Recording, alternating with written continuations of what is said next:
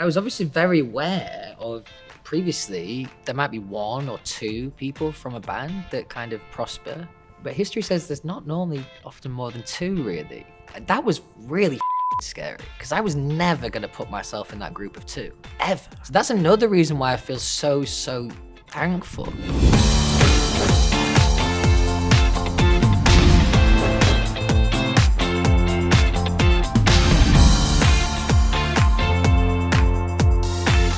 Thanks for doing this, man. No I'm worries. glad to be doing this with you. How's the rollout been going so far?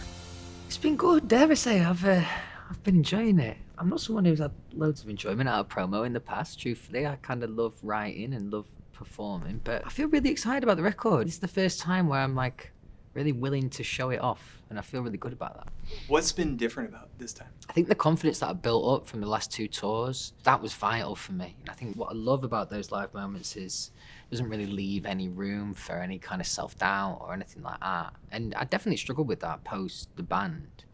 But from being in those live spaces and delivering night after night, that it's like an undeniable feeling, you know? So I'm coming into this record with a different kind of, I feel like revitalized in my confidence. It's a nice feeling.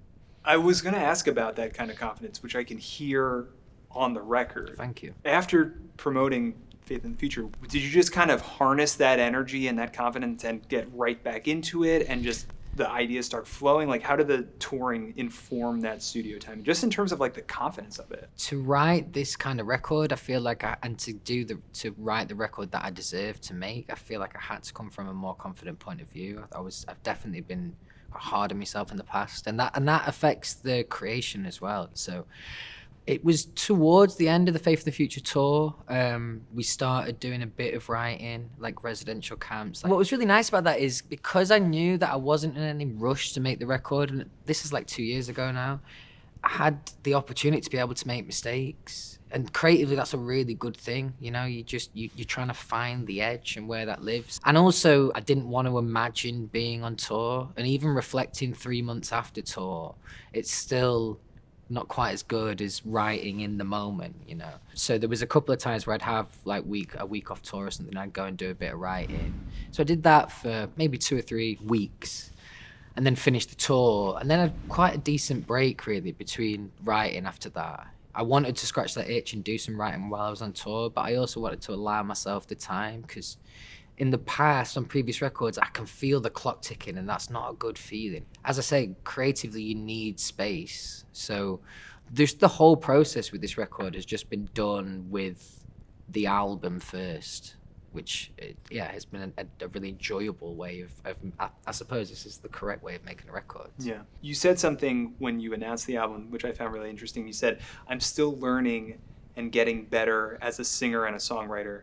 You know, as someone like yourself who's accomplished so much, doesn't necessarily need to say like, I'm still getting better, I'm still learning, I'm still figuring it out. Like, it just seems like there's this innate curiosity and innate like sense to keep growing and keep pushing forward. Do you feel that kind of within yourself? Yeah, definitely. And the name of like being a songwriter or any kind of art or any kind of skill, you don't get to a master level and then you've completed it. Like, you know, there's always more room to grow, and especially in the name of art. There's like this record, for example, I decided to record most of it and do a lot of the writing in Costa Rica, kind of surrounding myself in how I wanted the record to feel. So yeah, this record as a whole has been about taking risks really. And until now, I've felt like I've been a bit of a pressure cooker. So the idea of doing anything overly risky is like, I've got enough on my plate as it is. But as I said, there's been a different feeling with this record. I've been willing to kind of take those risks. Where did that pressure cooker come from? I think that's the nature of the industry. You know, it's a numbers-based industry definitely, and it's competitive by nature. And also coming out of a band the size of One Direction, you know, eyes are on you and you're expected to succeed instantly. So those things I think are normal to feel. But if you let it, it'll steer you that, you know, and it'll make you make the wrong decisions. And I've tried to come at this record with a bit more of a bird's eye view, as much as that's possible in this kind of crazy job.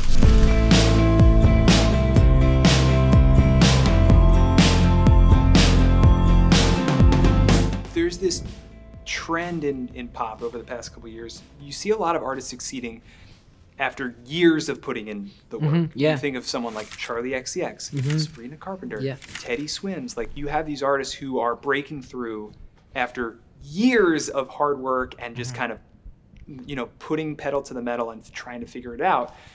You're about to play to your biggest solo audiences 10 years into your solo career. Is there more of an appreciation now than there would have been 5-10 years ago? Do you feel like you're more ready to meet this moment that's coming up? I think a combination of things. I think like it's the right kind of time for me to make this record and come from this place of confidence. And as things are building like professionally, they've almost kind of met in the middle. I also think, you know, all of those examples you just given, none of those are by coincidence, by mistake, you know. So I think when the industry is this more competitive than it's ever been, staying power is a really important thing. So it's always been on my mind, you know, to not be someone who kind of fizzles out. I'm always trying to think long term. But part of it also is lucky coincidence, is the fact that I'm feeling really good right now and, you know, the business is doing better than it has previously. I mean, those two are probably connected. A little taste is all I need. Lemonade. How much of like your personal life like inspired your creative process here? I'm not really very good at faking it, to be honest. So like I mentioned before, you know, there was a time in my life where things were a little bit more challenging, let's just say that. And that's frustrating as a writer in a very crass way. Because if you're an autobiographical writer and maybe you're not, you know, feeling incredible, then you're not going to write joyous, happy songs. That's just the reality. So I think, you know, I'm lucky that I'm definitely in a much more positive place. And I think that comes across in the record. But I kind of had to wait for those feelings instead of just writing them and acting them. I'm not really that kind of singer. I've got a couple of names in my head and on my notes on my phone for what the album might be called.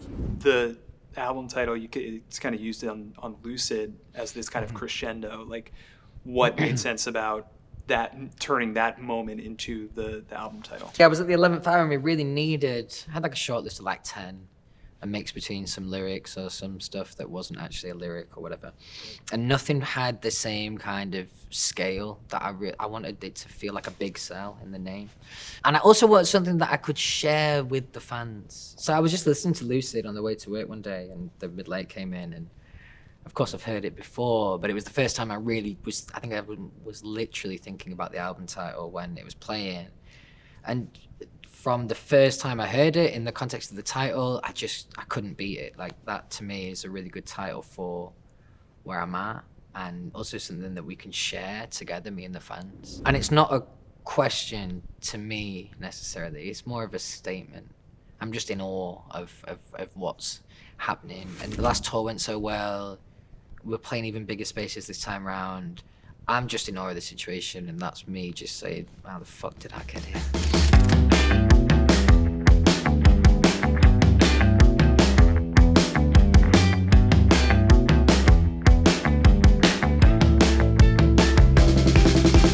You know, it's been 15 years since your guys' X Factor run, which is wild. When you think about that period of X Factor into What Makes You Beautiful, into the first album, into the second album, you know, you play MSG for the first time as you're playing next year. How do you look back on that period specifically in terms of like the rocket ship going up and just everything clicking and everything working, like with some distance to this, like it feels increasingly rare to me as an outsider, but like what is it like for you? It's something I've definitely been able to appreciate more. I also not someone who, I tried not to be an arrogant guy. So when I was in the band, I wasn't too confident talking about how great we were, but now I'm not. I'm more than happy to shout about that. But there was an element for that first 2 years where you were kind of just holding on for dear life, and not in a bad way, in a utterly exciting way. And things were changing so fast. But also, you have to remember that none of us have ever had any experience of what it was supposed to be like to be in a boy band, to be a recording artist, to be a touring artist. So when all this stuff started happening for us at a great level, there was part of us that thought, well, this is just, you know, this is what like really successful artists go through at the start of their process. There was one time that I often talk about was when we did a support gig with Big Time Rush. We had a long speech from our manager at that point. He's like old school manager, been in the industry like, I don't know, 25 years. He's seen everything there is to see. And he gives us this long like conversation about how this is not going to be a gig that we're used to. People aren't going to know the songs to the words to the album tracks, etc. And we went out there and we opened with an album track and people were locked in from the start. And that was a moment that I can remember us discussing that afterwards, being like, this guy's got all this experience and he didn't preempt this. So this must be something, I got goosebumps thinking about it now, like there must be something special happening. Because you have to understand, like when you're going through that, and there's no arrogance involved in this, but there's part of it you just think it's the norm. This is just what happens, right?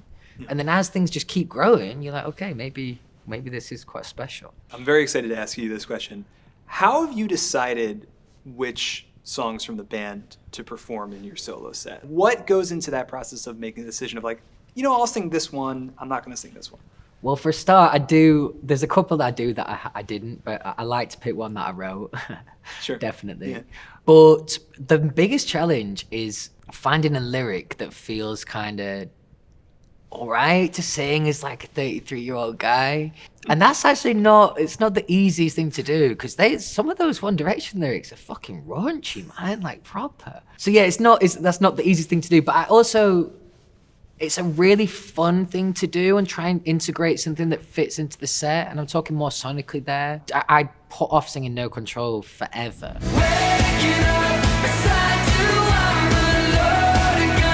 We get everything we want, right, with social media. Like, you ask for it, just fucking, like, and there's something kind of so beautiful about the fact that everyone was always asking for it and I never did it.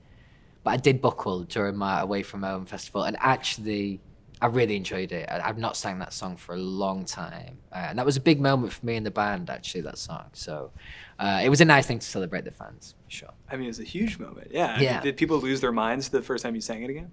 Yeah, I think I introduced it by saying something along the lines of, I'm never going to fucking do this again, so enjoy it. So they had to enjoy it. But no, they were singing really loud, man. It was, I instantly felt good about doing it. 'Cause even right before, I was thinking, is this a good idea, doing No Control? But no, it felt great to do it for the fans. I felt their love from it. When you started your solo career, I'm sure you had some perception of, support from directioners. And what has it been like, that perception when you started versus the reality of seeing the fans and seeing them not only remain for years and years, but grow? Yeah, well, I mean, it's pretty unheard of how relentless and how loyal they've been for such a long period of time. It was in the back of my mind that One Direction was the size that it was, and that would mean something for me, right? Yeah. I had no idea. I've said before, when I picture my fan base, it's like one entity. But yeah, what's really beautiful is I think, we've shared some pretty formative years together at this point, and we really have, it's a cliche, but we really have grown up together. And there's something really, really powerful about that. Every artist speaks about their fan base with superiority, but there's just such a deep emotional bond. And like I said, you go through those experiences at such a young age. It's something I really cherish, and I feel very, very lucky to have. And I think the fact that they're still around is a testament to them, but it's also a testament to our relationship collectively. To me, no other pop group in the modern era has had as much individual success as all of you guys. Mm-hmm. And I'm curious what it's been like to experience that from your perspective when you see something like, oh, Harry wins Album of the Year at the Grammys. Oh, Niall's on The Voice for another season. What has it been like to look around and see that? So I'm glad you asked that question, actually, because I always knew Harry was going to go on to do what he's done. I mean, I'm sure he's superseded his own expectations in the way that he's taken over the world, but we all will have known that deep down. Like, definitely, he's got everything that it takes to be a great artist. Niall, I had a good feeling about too. He's Irish, he's lovely, everyone loves him. So of course he's on The Voice, that makes a lot of sense. And very, very happy for him, and he also tours at an immense level and has had some great albums, etc. But I was obviously very aware of, previously, there might be one or two people from a band that kind of prosper. But history says there's not normally often more than two, really. That was really fucking scary, because I was never going to put myself in that group of two. ever. I was never thinking, oh, I'll be in that group that succeeds. So that's another reason why I feel so thankful, because there's been a million times where even just reflecting on what's gone before, I'm like, well, it can't possibly work for me on the level that it has. But it has. So it's also a testament to One Direction and the fact that you've got different personality types. You've got people that like different types of music. And that sounds chaotic to put people like that in a band, but somehow we made it work. But I think that's what makes it interesting now, post One Direction, is we all have something to say. You know, we all have our own loves musically. And luckily, they're quite different to each other's. So it's not like, you know, truly competitive or anything like that. So yeah, it's kind of crazy thing to reflect on. But another thing that just makes me feel really, really grateful. Really grateful.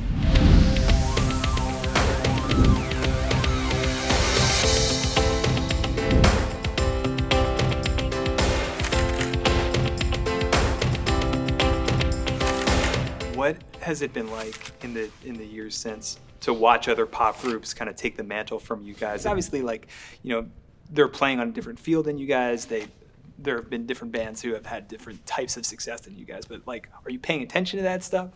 It's not something I paid like loads of attention to, but there was a time where like BTS, they just like got to their peak. I know they're still there, but when they were on the way up, and I felt like every time I logged into Twitter, they'd just take one of our, like we'd got, you know, like some record for something fastest selling thing, and they'd taken it. And I just felt like every week I was just seeing a new thing taken away from BTS. When I was reading that, and that was probably about 6-7 years ago now, it did make me a little, it was just a bit of a shame, you know. It's like, oh, we had all these things, but I don't begrudge them that. It's not something that I'm listening to all the time, obviously. But no, I think that's the nature of the music industry. It keeps moving, you know. But I still don't think there's been anything similar, really, to One Direction. I'm sure people are trying, but I just think what was really interesting about One Direction is pretty much every boy band that had come before us would fit into quite a specific mold. There was a way of doing boy bands back in the day, you know, dressing all in the same outfits, dancing, etc. We kind of broke free from that mold, and I think that was an important thing in pop, you know, for us to actually have a personality and not just be yes people. So yeah, that's something I'm really proud of. It's interesting because, like, you know, you guys have talked over the years how there's no handbook for being a boy band. There kind of was in the 90s. It seemed like there was, because everyone was fucking doing the same thing. You have to dress this way. Yeah. You have to sound like this. Yeah. You have to dance this way. What resource would have helped you in terms of like those early days? Like, is there something that, like, if there was a playbook, there is a playbook now. I think this is maybe just starting to happen. But I find it really interesting that sports psychology coaches are prevalent now throughout sport. They're a vital part of sport. It'd be interesting to see something similar in the music industry, and especially people like us at young ages that were dealing with a lot of pressure at a young age, but also to perform at a really good level. Because often those kind of psychologists will be performance-based. Well, this is a performance-based job for sure. I do think something like that would have helped. That's only really in hindsight, because I can only speak on my own journey, but you're so young and it's so exciting and every day is so different. I didn't really have too much time to really take it all in. So I think that from having those conversations, that would definitely help. Some kind of voice to chat to, but not just in the name of like therapy, also like performance-based, people that can bring out the best in you. Because, you know, I can remember that as an 18-year-old lad, you literally get brought out, thrown in the lights and go deal with it, you know. And you have people there to help you craft your skill. But things like inner confidence, you're just expected to have those things. Yeah. You know, and that's something that definitely takes, especially as a young person, it takes a bit of direction, I think. Yeah. You've talked about the past year, the four of you guys becoming closer, and obviously now you have a collaborative project with Zayn. Do you think that closeness is there for the long haul? Is it going to continue, or is it kind of TBD? I suppose that the reality, the answer there is we'll see in time. I think these things, you know, naturally there is a closeness, But I think what's tough with all of us really is we're all so busy. And I think like it definitely feels closer than it was. But I suppose it also depends like person to person. Like Niall, and hopefully he'd say the same about me. Like we could like not exchange a text in a whole year and then go for a beer and literally be chatting non-stop. So it kind of depends on the situation, the circumstance.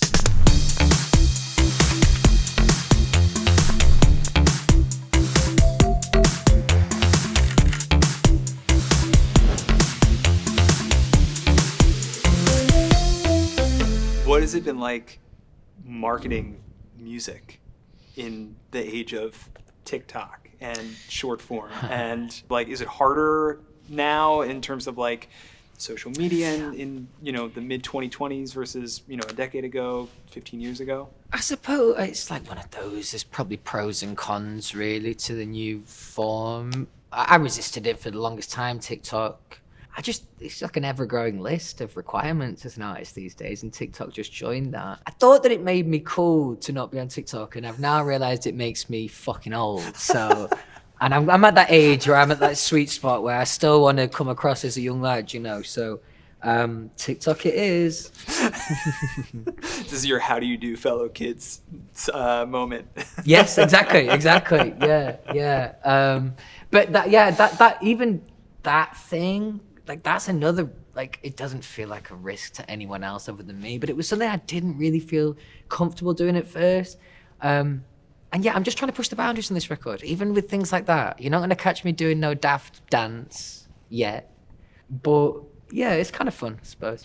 It's interesting, obviously, not just in terms of artists, but all of music is kind of grappling with how to use AI and how like there's AI songs and there's computer generated songs. And what's interesting to me is like when you guys started out, you guys exploded in part because of not only the music but the personality. And is it strange to see like the rise of music that is no personality, that's literally computer generated? Like how do you view something like that more and more people are talking about now? I do think that there will be like a shelf life for that kind of music and those kind of songs. I won't be as specific as saying boy bands, but like let's say there is other music that maybe there's some music that has more personality than others. There's other music that kind of serves a bit of a purpose. I don't know, if I'm like one of these streamers, which is like all the rage these days, and if I play me video games and I want to play music on my stream, well, for a start, licensing's a nightmare with that. So you might just put on like an AI playlist there. It's really just background music. So I do think there will be like use cases that aren't like really like provocative and really trying to piss people off. Because it's a little bit like at the moment, things like ChatGPT, not everyone will uses that on the regular. Because a lot of people aren't necessarily sure what to do with it. There's so much choice there. And I think with AI in general, at least in its current form, and who knows what the future holds, but human input is still incredibly necessary. So who knows what we're going into? I sit in this weird halfway house where I am all authenticity, always, but I'm kind of into technology. So like, It's a difficult conundrum. But I do think there will be use cases that hopefully don't disrupt the industry too much. Yeah. I really struggle with the question of, what is its relevance and importance in music? Again, authenticity, I'm a big believer in. But like in terms of like everyday like brainstorming, like I use it all the time. Like it's really important tool for me. So I think if you use it correctly. Tell me about the tour. Tell me about you're playing arenas. Yeah. What does that mean to you? What does that represent to be playing these stages? It's a reflection of where I've come from. And things like playing Madison Square Garden, never in a million fucking years did I think I'd be playing that on my own. So it forces me to give myself a bit more credit too. Like, if I've already exceeded my expectations, who knows what I'll be feeling like by the end of that tour. This album comes out the same month of your son Freddie's 10th birthday, which is wild. What has it been like growing and evolving as a person, as a creator, as a father and kind of, playing him music and having him grow up and watch you perform as a solo artist? What has that been like? It's something I've really struggled with, truthfully, because when I'm with Freddie, if there was a way to ethically hide that I was a singer and that I was doing all of this, I probably would. There was a point in his life where he started becoming a bit more aware that, people would occasionally like stop me in the street. Now I've got a blanket rule that when I'm with Freddie, I don't do any pictures or anything, because my time, I don't get enough time with him as it is, so I cherish those moments. And the first couple of times I would say to people, no, sorry, I'm not going to do it. And then I had to have this conversation with him and be like, I didn't use this word, but basically I wanted to say, Dad's not an arsehole. Like, I'm not a dickhead. The reason I'm saying these things is because I cherish my time with you, and, these people know me because I was in this band. And these are conversations that I am still struggling to get my head around. So having those conversations with a 9 or 10-year-old, especially in the realms of fame, they are challenging. Now, I'm always really excited to play in my music, but the two come in tandem. He knows that people that make music, a lot of them are famous. So it's something that he comes to the shows, right? And that's a real look behind the curtain for him. But it's always something that I am really, really fiercely trying to protect him from. Occasionally I'll brag. It's like he loves palaces. You can stay through the night in the palaces of my mind. It's not very often that I would hear specifically that he loves a certain song. Occasionally I will press him, like, do you like this? He's like, yeah. But he specifically said he really liked palaces. I think that's the first time that it's happened like that. So that was cool. Because kids don't lie, man. They don't bullshit you. If he didn't like it, he would tell me. So that's really nice. But I think, the fame thing, it just takes a little bit of navigating. Because you're trying to have grown-up conversations with kids that aren't grown-ups. It's hard. That must have been really powerful to have him be like, I love this song. It was amazing. It was amazing. Like, genuinely, some of the most nervous I've been, gigs I've done, is Freddie coming. Now, the irony of that is, like, I could have a botched gig and sing terribly and he'd still be proud of his dad, I hope. But I really want to be great for him. I want to be really cool, I want to look great, I want to sound great, I want him to feel good watching those things. So yeah, when he said he was into the song, and more than me just being like, do you like Dad's latest single, that's really cool, man. It makes me feel really good. Genuinely, it's like a really, I'm like, okay, I'm on something with this record. I love it. Last question is just in terms of looking long term, beyond this album, beyond this tour. Obviously, you'll continue making music. Like, do you have a kind of a long term goal of just, or is it something specific, or is it just more of kind of a nebulous? Like, I want to keep writing. I want to keep getting closer to, creating something that I can really, like, kind of captures my artistic expression. What is it like when you think 5 years down the line, 10 years down the line? I always find this question really difficult to answer because I feel like a bit of a contradiction. I like to think with scale and I like to think big picture, but I hate long-term thinking. I'm very much a short-term thinking kind of guy. So I look to the future and my ideas, I'm always thinking kind of long-term. But in a literal sense, in my job, things change so quickly and you have to kind of be able to react to these things. It's not something I spend too much time trying to craft. Because I could do that right now and be like, okay, what does the next 3 years look like? I guarantee I might be able to make 6 months of that work. But in reality, things just change too often. Even the fact that, my son lives in LA, it's a lot of traveling. Life's just unpredictable. So I'm also, I'm kind of just holding on for the ride, see where it takes me.